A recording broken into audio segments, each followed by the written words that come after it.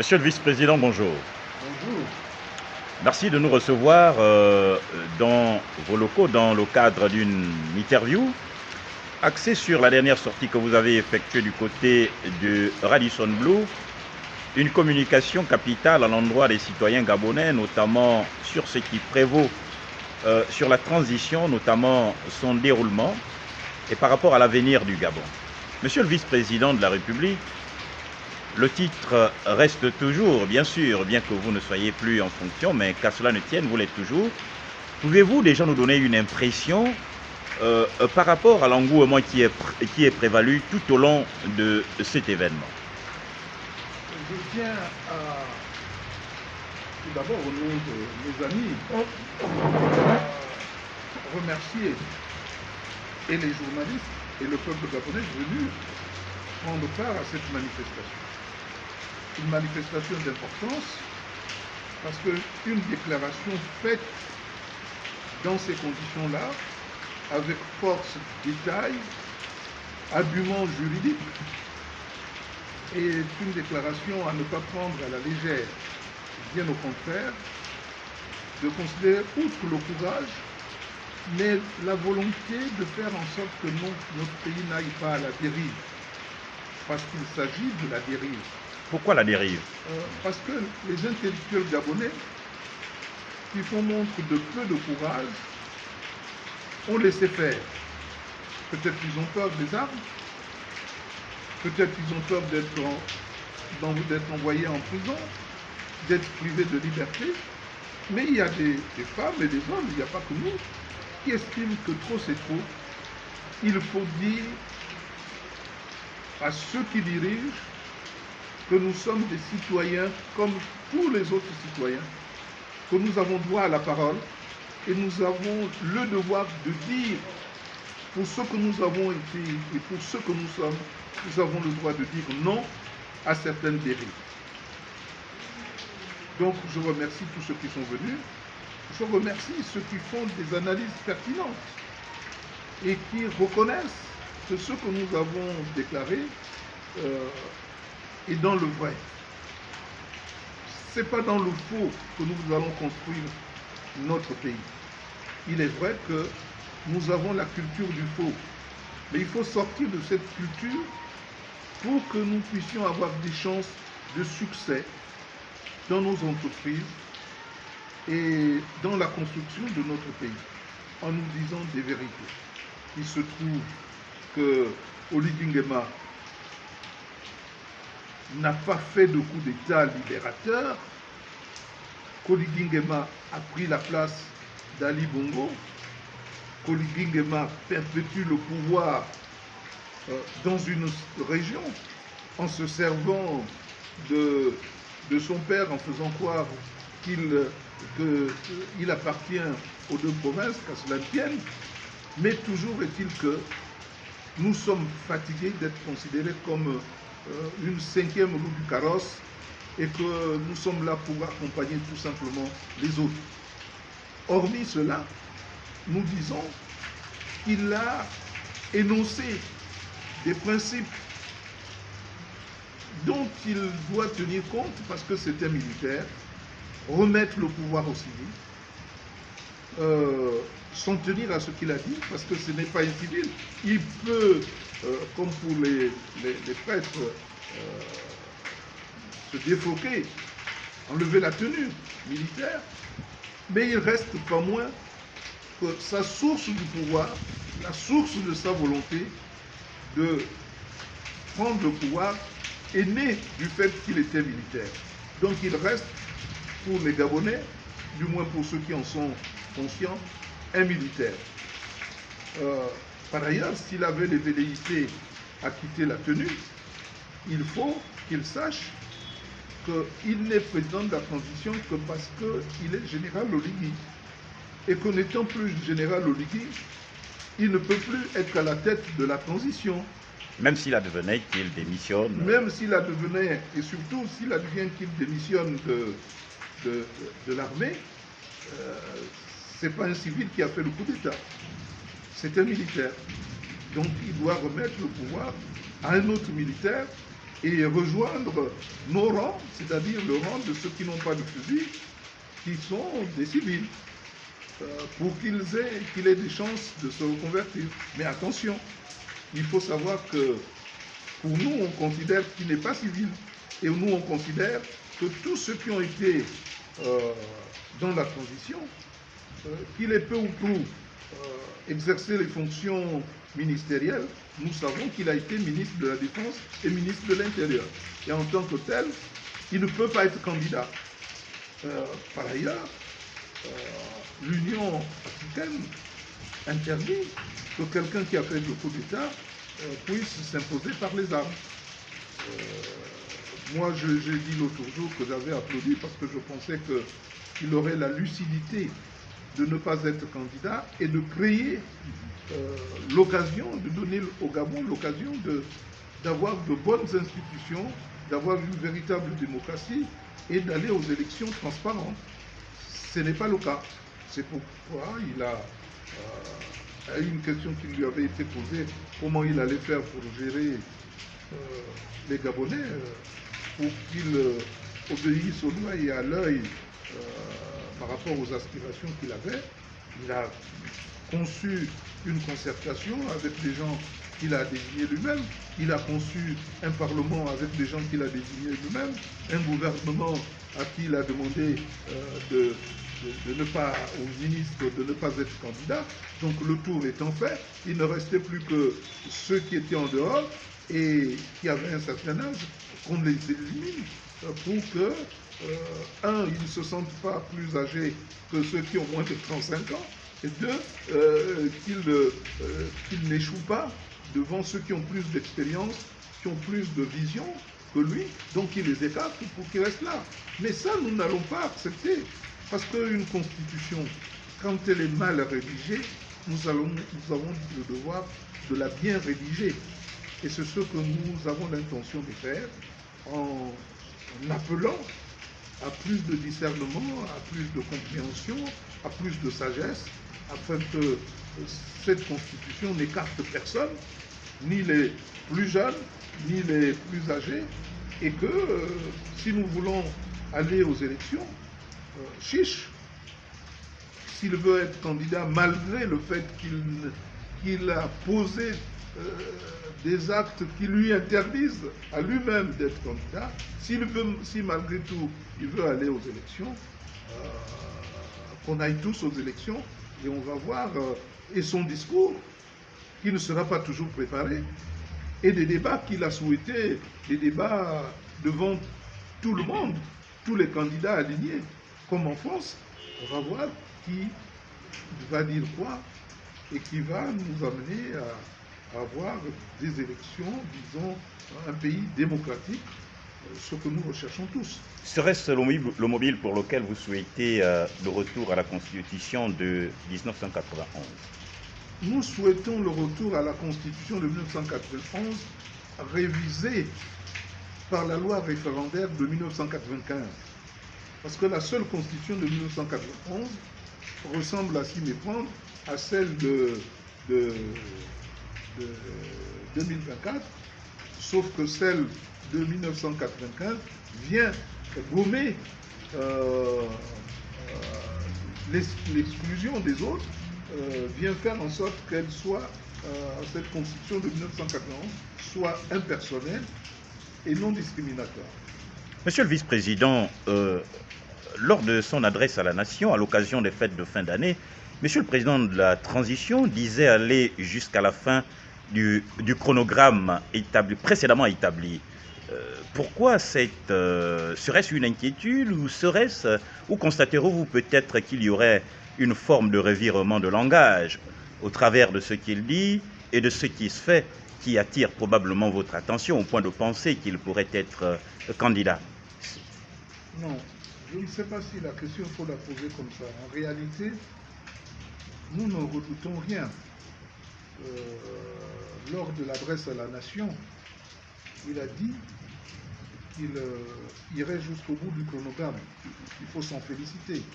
C'est pourquoi je pense que les ballons d'essai sur le mois de mars c'est pour tout simplement essayer de faire en sorte qu'il manque de parole. Hein. Ce qui le pousserait à aller au mois de mars aux élections voudrait montrer à la face du monde que c'est quelqu'un qui ne tient pas parole, il ne tient pas parole par rapport à ce qu'il dit que les militaires laisseraient le pouvoir aux civils, il ne tient pas parole parce que il veut revoir les dates des élections pour tenter de surprendre tout le monde, mais qu'il se rappelle que Ondosa avait été désigné moins de 2 semaines avant l'échéance et qu'il a gagné. Donc ce n'est pas parce qu'il se précipiterait que les choses vont changer. Et ce que nous disons, c'est qu'il nous faut revoir cette constitution qui est personnelle et qui discrimine les Gabonais. Les Gabonais de moins de 35 ans, s'ils venaient à dire on ne prend pas part au vote, vous voyez ce que ça ferait. Et les Gabonais de plus de 70 ans qui diraient ils ne prennent pas part au vote, il y a des gens qui vivent de plus en plus vieux. Et Dieu merci, parce que ça veut dire que l'espérance de vie monte en fonction de la qualité de vie, parce que tout n'est pas à mettre dans le même panier, et que ceux qui ont la chance de vivre longtemps, c'est un don de Dieu, qu'ils aient la possibilité d'être des guides pour ceux qui ont moins d'expérience. C'est pas le contraire, c'est pourquoi j'ai toujours dit, faisons en sorte que ce pays marche comme les autres pays, mettons les locomotives devant et les wagons derrière. On a trop souffert d'avoir mis des wagons devant et les locomotives derrière, c'est pourquoi le train Gabon déraille, c'est pourquoi le train Gabon n'avance pas. La déclaration effectuée du côté du Radisson Blu, applaudie par l'ensemble des citoyens gabonais, ne se retrouvant quasiment plus dans le processus de la transition, reste décriée par certains acteurs de la société civile, dont certains se préparent d'ailleurs à effectuer des sorties pour s'en prendre aux 4 que vous étiez notamment à l'occasion de cette déclaration. Du côté de... à certains niveaux de la sphère gabonaise, l'on entend également dire que ces derniers ne devraient pas avoir effectué cette sortie. Qu'en pensez-vous? Et surtout avec la sortie tonitruante du ministre de la Justice qui a lancé une sonnette d'alarme réprimandant les 4 que vous étiez lors de cette déclaration. Vous pensez que le ministre de la Justice a le droit de nous réprimander? Au nom de quoi il pourrait le faire? Au nom de quoi? Vous savez, moi je suis l'un des rares Gabonais qui, même étant en fonction, pouvait dire des choses pour l'intérêt de mon pays. Il y a des gens, quand ils sont au pouvoir, quand ils mangent, ils ont un discours. Quand ils ne mangent plus, ils ont un autre discours. Maganga reste constant. Il reste constant. Et un ministre de la Justice qui enlèverait le droit à d'autres Gabonais ne mérite même pas d'être ministre de la Justice. C'est une grave erreur. Et vous ne biaisez pas vos questions. Le Camerounais qu'on a fait venir parce qu'ils ne peuvent pas trouver d'autres Gabonais, des Gabonais pour être à leur service, qui vient dire que nous n'avons pas le droit. Mais si nous n'avons pas le droit, qui a le droit? Les militaires n'ont pas le droit de faire la politique. Donc ils violent déjà leur statut. Si les militaires n'ont pas le droit de faire la politique, et que nous autres, qui avons des formations pour éclairer le peuple, n'avons pas le droit de le faire, mais qui a le droit de le faire? Ce n'est pas un Camerounais qui, sans l'exclure du fait qu'il est aussi africain et qu'il peut se mêler des problèmes de l'Afrique, mais il a des problèmes chez lui, qu'il balaye déjà devant sa porte avant de penser pouvoir balayer la porte du voisin. Et qu'ils viennent s'exclamer en disant que nous n'avons pas le droit de dire ce que nous avons dit, alors que tout le peuple pense tout bas ce que nous avons dit tout haut. Parce qu'il faut bien qu'il y ait des gens qui aient le courage, qui soient les porte-parole des autres. Parce que trop c'est trop. Nous n'avons pas applaudi le coup disons, le fait qu'on ait mis à l'écart Ali Bongo, que ça garde les mises à l'écart, Parce que ce ne sont pas tous les militaires ensemble qui ont fait le coup d'État. C'est une fois que la garde républicaine a écarté le président qu'ils ont appelé les autres pour dire venez, c'est la preuve. Dans une armée, on prend forcément un général le plus gradé. Sauf s'il y a eu un véritable coup d'État avec des capitaines qui mettent de côté la hiérarchie. Mais quand il y a une hiérarchie, si c'est un coup d'État pensé par tout le monde, on ne prend pas le général de brigade. On prend le général soit d'armée, soit de corps d'armée, selon que dans le groupe, il y a quelqu'un qui a le grade le plus élevé. Et par ailleurs, une garde républicaine est là pour protéger le président, mais pas pour déposer le président, parce que c'est lâche et trop facile. N'est-ce pas? Faites-vous allusion à une supercherie ourdite contre le peuple gabonais? Mais on a roulé le peuple gabonais dans la farine. Il n'y a pas eu de coup d'État. On a écarté Ali Bongo pour préserver les intérêts.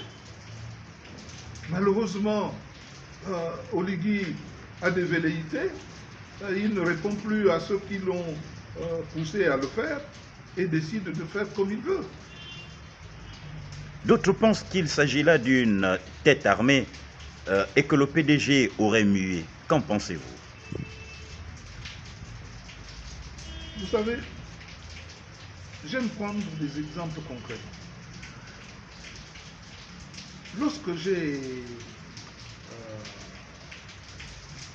parce que c'est une grande dame, et parce qu'elle a été à plusieurs reprises députée doyenne, et qu'elle a été plusieurs fois dans le bureau de l'Assemblée nationale, quand j'ai dit à Oligui que Madame Maganga ne pouvait pas être autre chose que députée et membre du bureau de l'Assemblée nationale, et qui plus est ne pouvait pas être secrétaire, mais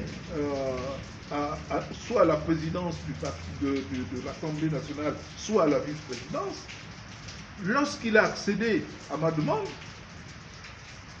ce sont les pédégistes de Langounier et de Mouila qui sont allés voir Oligui pour dire « Mais vous allez favoriser Maranga, nous aussi, on a besoin d'avoir quelqu'un d'autre. » Mais ils n'ont pas pris, malheureusement, quelqu'un d'expérience ou quelqu'un qui a un certain âge. Ils ont pris une jeune fille comme 5e vice-président.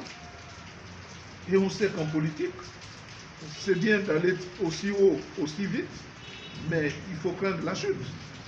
Donc, c'est parce que les pédégistes avaient encore un impact sur Oligui et que c'est faux de penser. Oligui a toujours financé les pédégistes pendant les campagnes. Il ne peut pas s'en départir. D'ailleurs, quel autre cadre il pourrait avoir en dehors des pédégistes? Une génération, ça ne s'invente pas. Les êtres humains, ça ne s'invente pas. Ce sont les Gabonais qui sont là. Quand on dit, oui, on veut avoir de nouveaux visages, c'est-à-dire on parle à la gabonaise, de nouveaux visages. Mais est-ce que lui, Oligui, est un nouveau visage? On l'a vu lieutenant derrière le président Bongo pendant longtemps, des années durant. Est-ce que pour nous, c'est un nouveau visage? On est peut-être un peu déçu que ce soit lui qui ait fait le coup d'État parce que son rôle, c'était de protéger, quoi qu'il en coûte, le président. Que d'autres militaires aient voulu faire un coup d'État, c'est lui qui devait protéger le président. Mais comme c'est le seul qui avait des armes, on lui a dit de faire le coup d'État et de laisser le pouvoir. Ce qui n'est pas certain. En vous entendre, monsieur le vice-président, cette réflexion aurait été menée depuis des lustres. Il semblerait que cette réflexion a été faite depuis longtemps et qu'il y a eu un aboutissement à l'occasion des élections parce que la préoccupation, c'est de ne pas laisser le pouvoir ni au fond, ni aux autres bilobes. Il faut le dire. Pour que le pouvoir reste dans le Haut-Ogooué, dans le bassin de Ngoni. Et il a été coopté parce qu'en même temps, il pouvait se servir du fait qu'il était un fils né de quelqu'un du canton d'Issop. Donc le tour était joué. Parce que sociologiquement, à cheval, et à cet effet, tout pouvait certainement marcher. Quelle est la question? Quel est celui qui pouvait, sans que les Gabonais se disent toujours les mêmes, qui pouvait atténuer cette idée qu'il fallait quand même, à un moment ou à un autre, que le pouvoir aille ailleurs que dans le Haut-Ogooué. Et donc, tout en restant dans le Haut-Ogooué, on a trouvé un stratagème pour rouler les Gabonais dans la farine en disant, voilà, son père est fond, même si le père n'a pas eu à bien le connaître, parce qu'il a eu beaucoup d'enfants, mais toujours est-il que le père, c'est le père, et il s'en réclame, et par conséquent, le tour est joué. Le pouvoir reste dans le Haut-Ogooué, et on fait croire à ceux du Wellington qu'ils font aussi partie du pouvoir. Et d'ailleurs, les nominations s'en ressentent. On nomme les gens du canton d'Issop et ceux de Ngoni. Et tous les autres sont là pour assister à ce partage, cette redistribution des fonctions, des tâches, et tous les autres ont le devoir, sont dans une situation de subir ce qui se passe et de nous rendre compte que le pouvoir ne changera jamais et que les autres Gabonais ne sont là que pour accompagner cela. Pensez-vous, monsieur le vice-président, que cela justifie les tentatives de réhabilitation de Mme Marie-Madeleine Mouransou à cette responsabilité, notamment la tour de Pise, dont elle a toujours été? Mais si Mme Madeleine Mouransou a donné son accord pour qu'on écarte Ali Bongo, c'était tout à fait normal qu'elle puisse en profiter. La première chose qu'elle a eu à faire, c'est de s'assurer que le dispositif qui a été mis en place serait respecté en mettant son directeur de cabinet auprès d'Oligui. C'est la première assurance. Mais c'était sans compter sur la réaction des Gabonais et des Gabonais, une réaction profonde contre Marie-Madeleine Mouransou. Et donc, les Gabonais ont été vigilants, mais toujours est-il que pas assez. Et maintenant, ils le sont, après notre déclaration, pour comprendre que nous ne pouvons pas accepter non seulement qu'on nous écarte, nous qui avons quand même des formations solides et une expérience avérée. Quand on dit on fait des nouveaux visages, ces nouveaux visages viendraient d'où? On va dire que ce sont les mêmes. On va dire que le directeur de cabinet d'Oligui a été directeur de cabinet chez Mouransou. On voit que le Premier ministre a déjà été Premier ministre. On voit que les Gabonais, à moins de naître aujourd'hui, mais ont vécu. Donc, ce que nous devons comprendre, c'est que nous ne pouvons pas écarter d'autres Gabonais. Nous sommes un pays un et indivisible.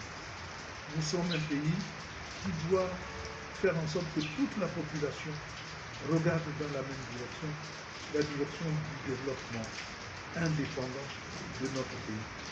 Il faut que les dirigeants aient à cœur de se mettre au service de tout le monde. Il faut que les dirigeants aient une éthique du pouvoir.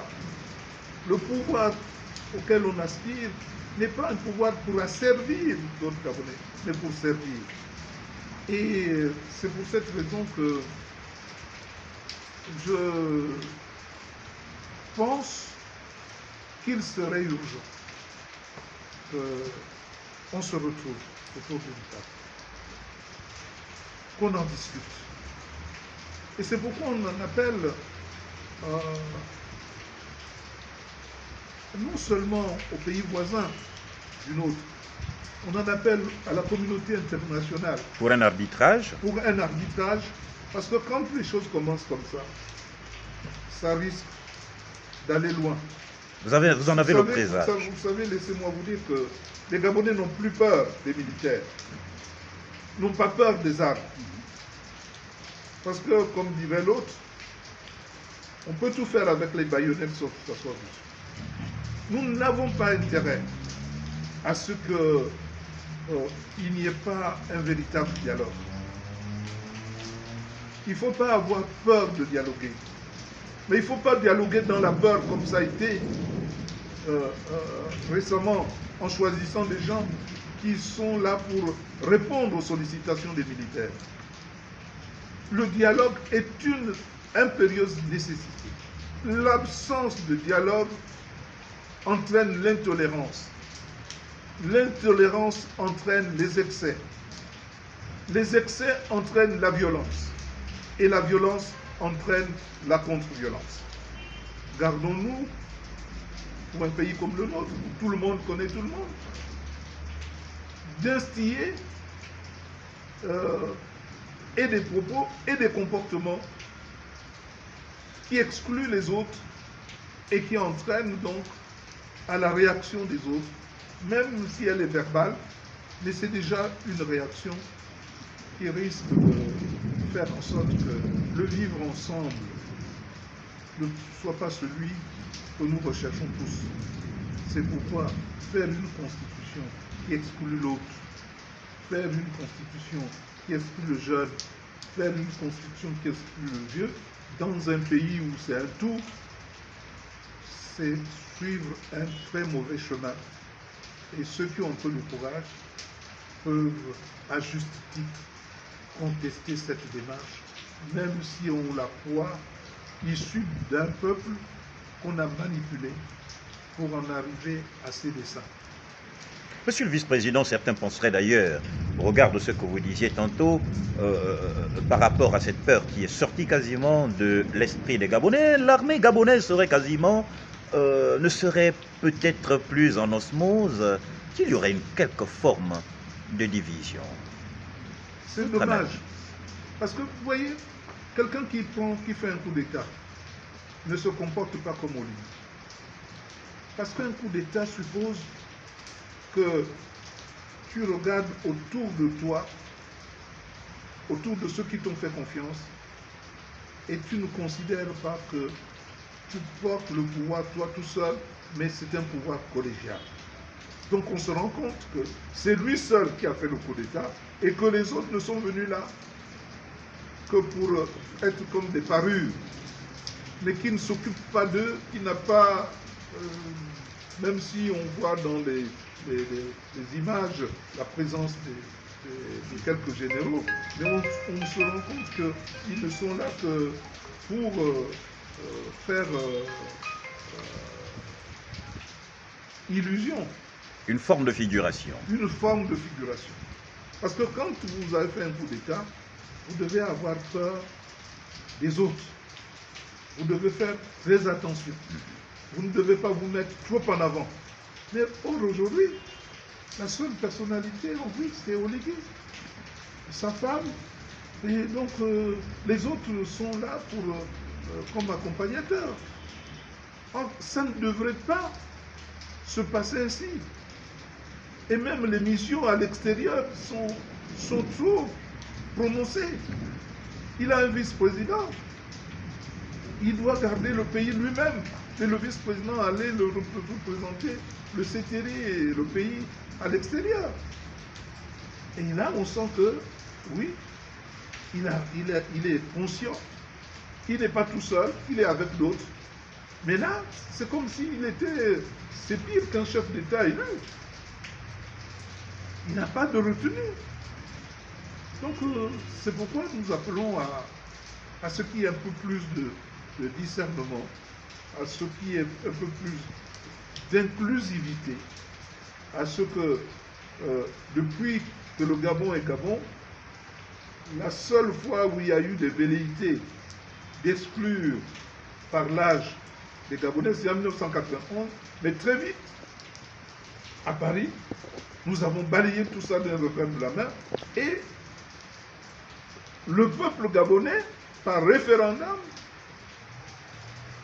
a marqué son accord.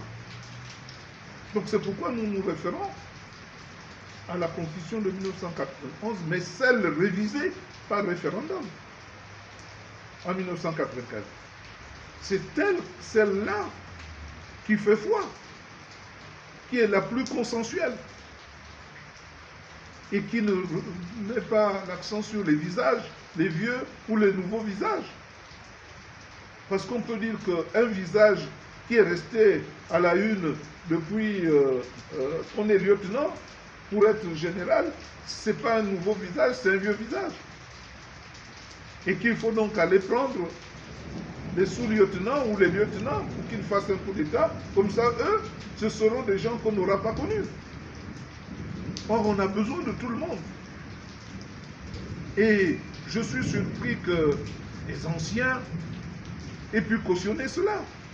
Peut-être parce qu'ils n'étaient plus dans la course et en viraient ceux qui resteraient encore dans la course. Mais la vie, c'est une question de volonté de chacun, de concourir ou de ne pas concourir. C'est une question de la façon dont chacun est constitué physiquement. Vous pouvez avoir des jeunes qui, à 50 ans, sont complètement déglingués. Vous pouvez avoir des gens comme Miboto qui ont encore bon pied, bon oeil, que je salue au passage pour avoir maintenu sa forme. Il n'était pas exclu qu'un gars comme Miboto ou comme Bivungi, à 79 ans, bientôt, puisse être candidat, pourquoi pas, s'il en a la force. Et pourtant, c'est une intelligence. Pourquoi ils doivent tout de suite baisser pavillon quand ils se sentent encore en bonne santé et puis qu'ils peuvent apporter encore quelque chose à leur famille? Ça n'a pas de sens. Mais toujours est-il qu'ils font partie des gens qui ont accepté de baisser la culotte et d'accepter qu'un fils à eux puisse leur dire que vous êtes des rebuts désormais, qu'il utilise de temps en temps pour lui-même et pour se donner raison. Monsieur le vice-président, l'éviction de Frédéric Bongo de la garde républicaine, son interdiction de séjourner au niveau du Gabon, éventuellement l'affaire Hervé Patrick Opianga, selon certains dires, certaines analyses estimeraient que l'anticipation de cette élection pourrait trouver ses origines sur ces deux affaires, en estimant que ces derniers pourraient être à la porte, ou aux portes du moins du Gabon, sur le point de faire basculer le processus de la transition. Votre avis? Je ne voudrais pas en réalité répondre à une question sur des a priori, sur des à peu près. Il n'y a aucune mesure officielle qui fixe les élections au mois de mars. J'ai dit que c'était un ballon d'essai, parce qu'Oligui ne peut pas, de 31, prendre sur lui le dire que la transition ira jusqu'à son terme, et puis finalement se mettre à fixer les dates pour essayer de prendre les autres à revers. Parce que rien ne dit qu'il sera candidat aussi, et que les autres feront en sorte qu'il soit candidat. D'où le bras de fer. Donc, que ce soit Oligui, que ce soit Opianga ou Frédéric Bongo Ondimba, moi j'invite les uns et les autres à plus de circonspection et de mettre en avant le Gabon et emmener les gens à dialoguer. Ça ne sert à rien d'exclure les autres pour une raison ou une autre. Ça ne sert à rien. Surtout quand ils ont toujours été ensemble. Frédéric Bongo, c'est le fils de Mar Bongo, et Oligui, on est peut-être le neveu, direct ou indirect, en tout cas, on est le neveu, tous sont de Haut-Toubou et tous sont des Batéké. Donc, Obianga a joué un grand rôle dans ce coup d'État, dans l'envie d'établir les militaires au pouvoir pour trouver une voie meilleure par la suite. Donc, qui ne nous donne pas le spectacle des gens qui ne se sont jamais compris. La quête du pouvoir par trop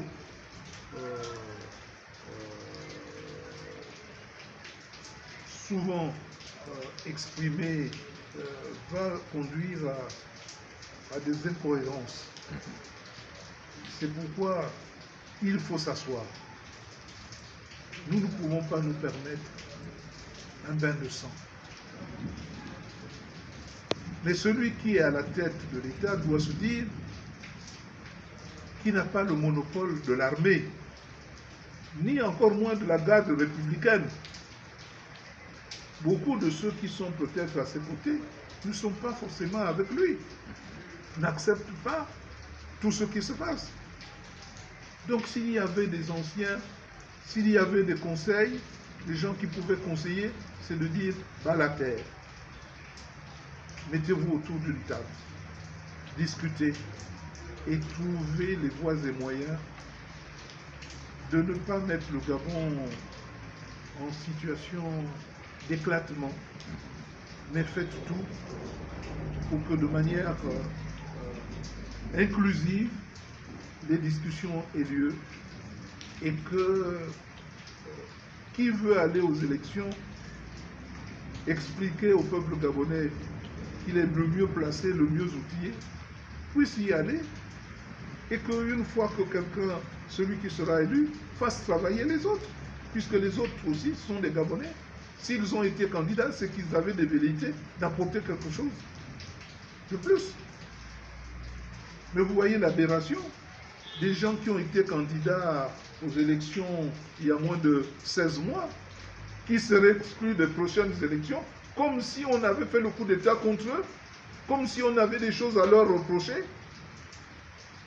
Alors que si on doit reprocher à quelqu'un, c'est à Oligui, qui pendant des années a soutenu un pouvoir dont il a profité.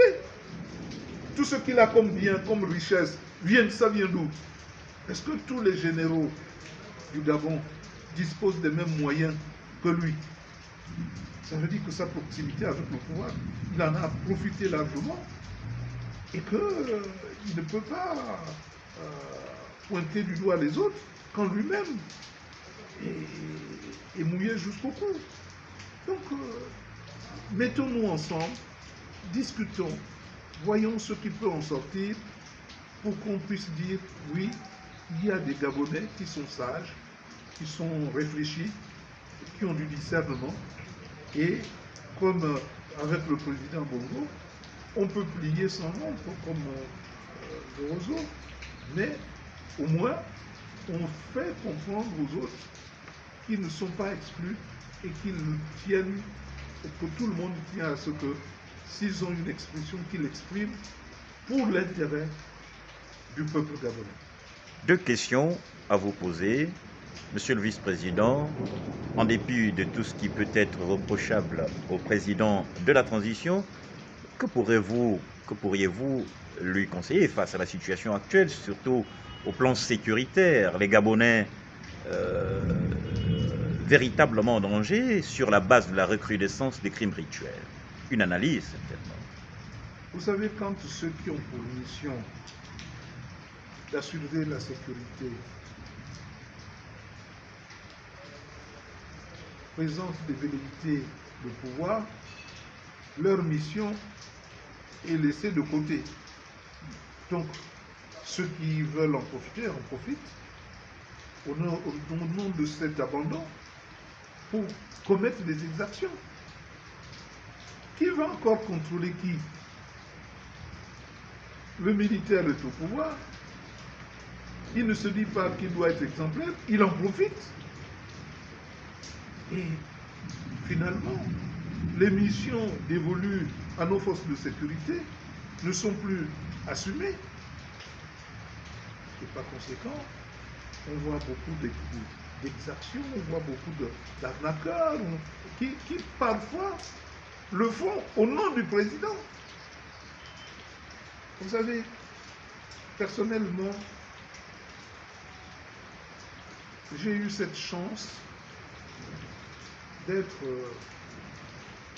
découvert par la communauté internationale comme un homme d'affaires et puis quelqu'un qui a une certaine probité, même si certains Gabonais ne le savent pas, mais les Gabonais ne savent pas que tous les Gabonais sont passés au peigne fin, on sait qui est qui a volé et qui n'a pas volé. Tu peux accuser ton voisin de voleur, mais celui qui a une vision globale, c'est que le voleur, ce n'est pas ton voisin, le voleur, c'est toi-même. Donc, quand il découvre une personnalité comme moi, personnalité gabonaise, dans les affaires, il souhaiterait me confier des moyens pour construire les écoles, pour construire les universités, pour construire les routes, pour construire tout ce qui peut arriver. Ce qui fait que tout ce temps-ci, il est arrivé beaucoup de moyens en ma direction pour cela. Parce qu'ils ont essayé de le faire avec d'autres. Les autres ont purement et simplement détourné cet argent, ils n'ont rien fait. Mais ils savent que s'il y a quelqu'un qui est décidé à faire quelque chose et qui ne s'accroche pas à l'argent, c'est Maganga Moussa. Donc il me le donne pour que je fasse le travail, pour que je puisse. Vous voyez, j'ai mal quelque part pour nos étudiants qui n'ont même pas où se loger. Construire des résidences universitaires, c'est ce que j'avais l'intention de faire. Et tout cet argent est bloqué. Au nom de qui? Au nom de l'IGI. En disant qu'il ne faut pas lui donner de l'argent. Parce qu'on ne voit que la politique. Et ce qui fait que tout cet argent est bloqué. Et cet argent étant bloqué, l'économie ne circule pas.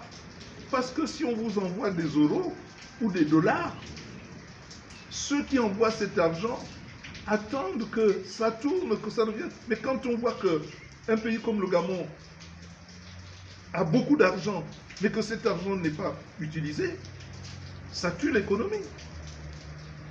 Parce que quelque part, les gens, au lieu d'accompagner ce mouvement important, ils mettent des conditions, ils mettent, comme on dit vulgairement, des cales pour que vous ne puissiez pas accéder à cet argent et pour que vous ne puissiez pas aider le peuple gabonais.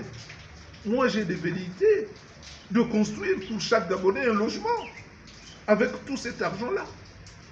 Je ne peux pas le faire parce que cet argent est bloqué. Mais cet argent qui est bloqué ne sert pas l'économie gabonaise non plus. Et tout va à volo. Voyez-vous. Donc, vous avez bien vu que j'ai toujours apporté ma contribution au CETIARI. Le président a fait une déclaration tonitruante en disant qu'il va racheter Assala, sans savoir quels étaient les moyens. Qu'est-ce qu'il devait avoir comme moyen? Je lui ai dit, donne-moi un document pour que j'aille te chercher de l'argent. J'ai ramené de l'argent.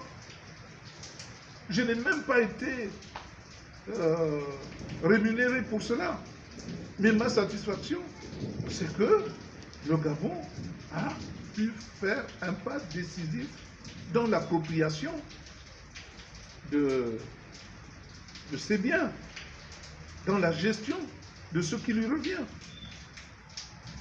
Donc, quand vous pouvez vous comprendre, les choses ne peuvent qu'aller de soi. J'ai aussi demandé au président de construire les 2 universités de Yem et de Mouila. Il m'a suivi. Les universités sont en train de se construire. Est-ce que ça ira à son terme? On ne sait pas, parce qu'il faut des moyens. On peut commencer, hein, vous savez, donner le sentiment que quelque chose a commencé, mais il faut aller jusqu'au bout. Mais pour aller jusqu'au bout, il faut des moyens. Et ces moyens, si on me les donne, je peux les mettre à la disposition de mon pays pour que la main dans la main, on puisse faire des projets sans frais. Parce que les moyens qui me sont donnés ne sont pas des moyens qui nécessitent des prêts. Contrairement à ce qu'on dit, oui, il ferait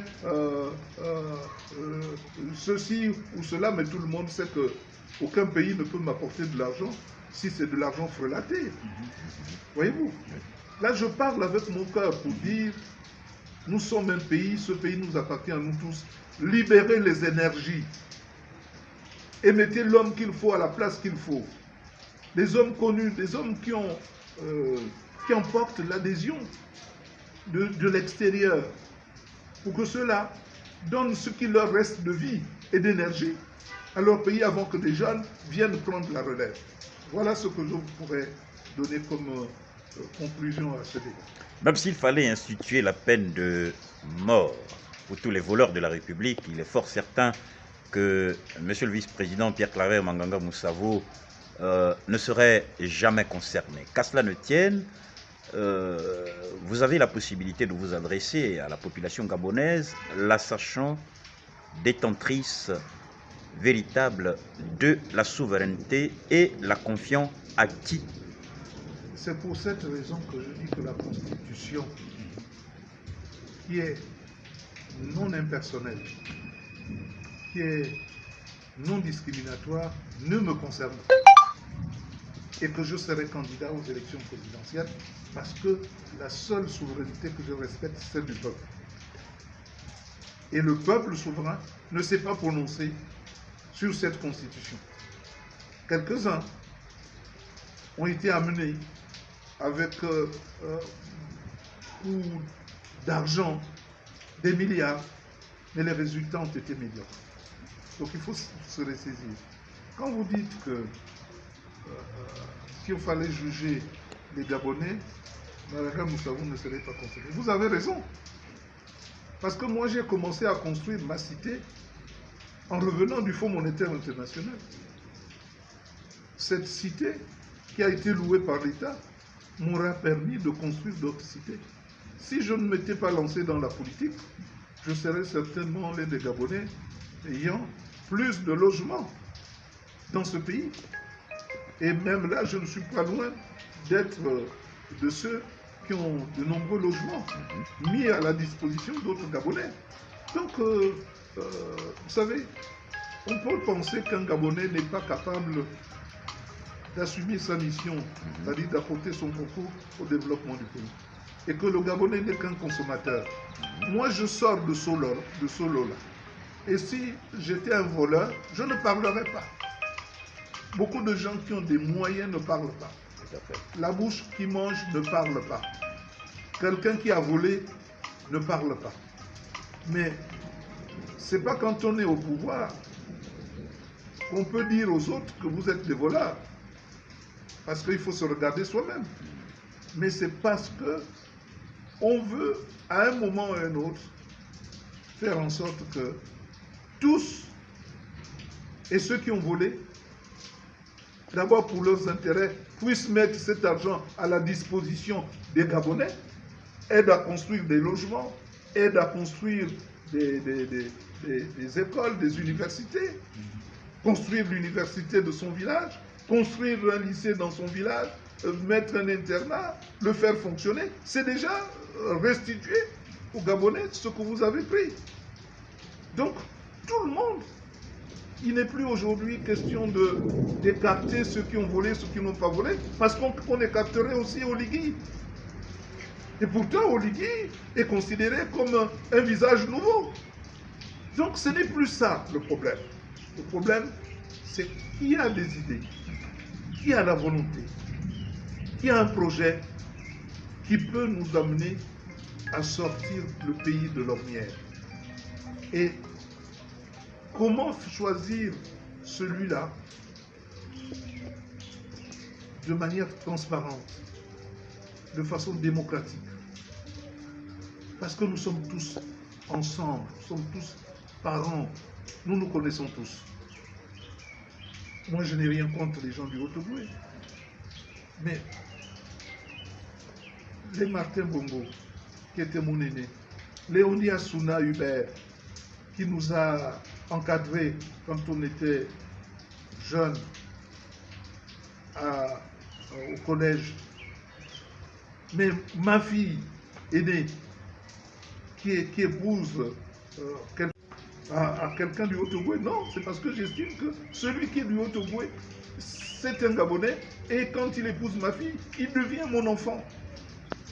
Et que nous sommes tous au Gabon. Moi, j'ai des enfants dans le Haut-Ogooué. J'ai des enfants dans le Haut-Ogooué. J'en ai 2 dans une grande famille, que je ne citerai pas ici, dont je suis fier. Et puis, j'ai des enfants dans le Wellington. Non seulement à Bidam, mais aussi à Oyem. Et qui, plus est, porte mon nom. Tout mon nom. Comme j'ai des enfants ailleurs. Donc, ça n'est pas ça le problème. Le problème, c'est qu'ensemble, nous édictions des lois qui sont des lois impersonnelles, non discriminatoires, et qui prouvent l'amour, cet amour que nous devons avoir vis-à-vis de nos concitoyens. Mais on ne fait pas son petit calcul en disant « Ah, bon, je veux écarter tel, et pour l'écarter, il faut que j'invente père et mère. » Ou j'accepte père ou mère, mais comme celui-là n'a pas encore 35 ans, donc je n'ai rien à craindre. Oui, mais l'autre, il est intelligent, il a une formation, il a des idées. Ah, il faut que je mette la limite à 70 ans parce que... Mais tout en ayant un vice-président de la République qui a 80 ans. Tout en utilisant un Miboto, tout en utilisant un Livungi, qui sont des sommités sur le plan de la réflexion. C'est une chance pour le Gabon. S'ils ont encore l'envie de donner, mais qu'ils soient là. C'est le peuple, comme je l'ai fait en 2017, qui pourra choisir un jeune de 18 ans. S'il trouve qu'à 18 ans, il peut diriger le pays, c'est le peuple souverain. Si on estime qu'à 100 ans, il peut diriger le pays, qu'on le fasse. Mais le peuple n'est pas si idiot que ça pour ne pas faire les choix pertinents. Donc, ce n'est pas la peine, par des artifices de la loi, d'écarter les uns et les autres. Surtout que même ceux-là ne sont même pas sûrs de se présenter. Mais au moins, ils sont heurtés par le fait qu'on écarte d'autres citoyens parce qu'on voudrait se faire une place. Non, c'est ça qui est révoltant. Monsieur le vice-président, le journal L'Aloé Gabon 23 vous dit merci. C'est moi qui vous remercie. J'ai essayé de parler à cœur ouvert, comme d'habitude, pour que les Gabonais comprennent qu'on n'est pas contre qui que ce soit, mais on est contre ceux qui veulent asservir d'autres Gabonais et qui veulent, qui sans éthique du pouvoir, veulent se servir du pouvoir contre